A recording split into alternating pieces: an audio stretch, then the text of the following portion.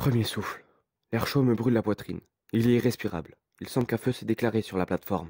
J'entends d'ici les cris des ouvriers de surface, ainsi que ceux du feu crépitant et des infrastructures qui s'écroulent.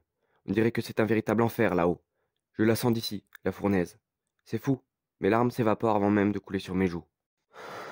Deuxième souffle. Encore plus brûlant. J'ai l'impression de purement avaler du feu. Je regarde les autres tout autour de moi. Ils paniquent tous. Normal, on ne sait pas vraiment ce qu'il se passe, mais la température a brusquement augmenté.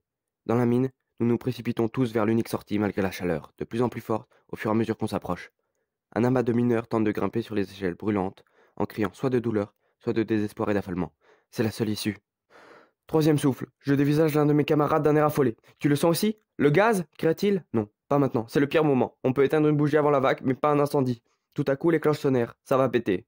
Grisou! M'écriai-je. Tant pis pour les autres s'ils n'entendent pas. Tout va trop vite. J'attrape mon ami par le bras et je l'entraîne dans la direction opposée à la sortie. On court encore plus vite qu'à l'aller, manquant de tomber plusieurs fois quand on entend le premier BOUM! On se jette alors dans la galerie la plus proche, puis vint la seconde explosion, la vraie, et le souffle de celle-ci. Si le blast arrive jusqu'à nous, on est mort, brûlé au troisième degré. Mais tout d'abord, le son.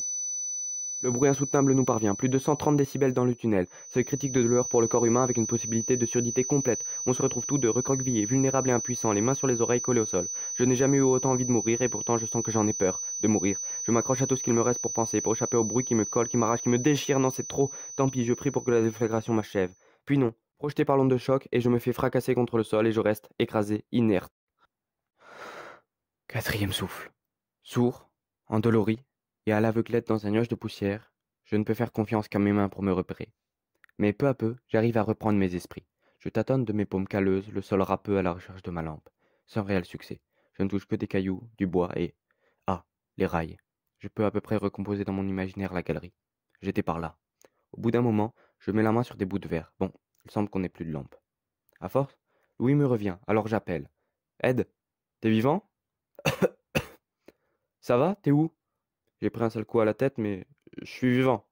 Toi, ça va? Oui, je vais bien, bouge pas, j'arrive. Cinquième souffle. Ouf, je me rassure, et je commence à pouvoir rassembler mes idées. Curieusement, les flammes ne nous ont pas atteints. Coup de chance ou malédiction? Si on ne meurt pas de faim ou de soif, coup de chance. Autrement, j'aurais préféré griller. Tu as de la lumière? Des allumettes? Un briquet? Non, toi non plus alors, j'imagine.